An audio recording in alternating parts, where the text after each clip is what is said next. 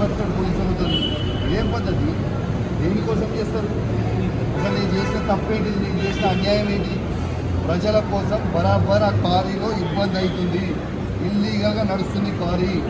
అది రేవంత్ రెడ్డి బేనామీ, సీతక్క బేనామీ, కడియం శ్రీహరి బేనామీ, ఎమ్మెల్యే నాగరాజ్ బేనామీ. వాళ్ళ బేనామీలకి కొన్ని ఎన్ని రోజులు రాస్తాడు? ఇదేం పద్ధతి? అసలు దేని నాకు నోటీస్ ఇవ్వకుండా మీరు ఎట్లా అరెస్ట్ చేస్తారు? రేవంత్ రెడ్డి చెప్తే మీరు అరెస్ట్ చేస్తారు. రేవంత్ రెడ్డి చెప్తే మీరు అరెస్ట్ చేస్తారా? కాకపోతే రేవంత్ రెడ్డి ఇదే కాదు కదా. రేవంత్ రెడ్డి మీ జీతం మీద రేవంత్ రెడ్డి ఇస్తలేదు కదా. ఇదేం పద్ధతి? ఇది పద్ధతి కాదు కదా. ఇదేం పద్ధతి? ఇది పద్ధతి కాదు కదా. ఇది పూర్తిగా అన్యాయం. రేవంత్ రెడ్డి గారు పెట్టుకున్న అక్రమ కేసు ఇది. కమలాపూర్ మండలంలో గుండే గ్రామంలో ఇల్లీగల్ మైన్ నడుస్తూ ఉంది. ఇది ఆయన రేవంత్ రెడ్డి ఆధ్వర్యంలో సీతక్క, తర్వాత కడియం శ్రీహరి, ఎమ్మెల్యే నాగరాజ్ గారి బెనామీ.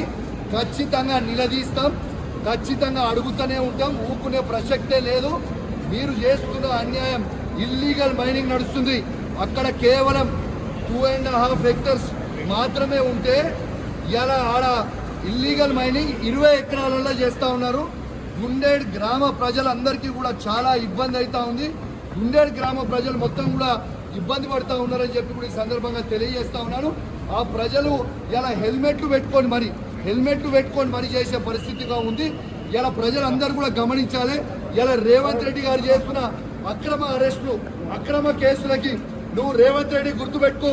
నువ్వు ఎన్ని కేసులు పెట్టినా, ఎన్ని బెదిరించినా భయపడేది లేదు. నీ సంగతి తప్పకుండా చెప్తాం. ఖచ్చితంగా ప్రజలన్నా చెప్తాం. ఖచ్చితంగా చెప్పే ప్రయత్నం చేస్తాం. జై తెలంగాణ, జై కేసీఆర్.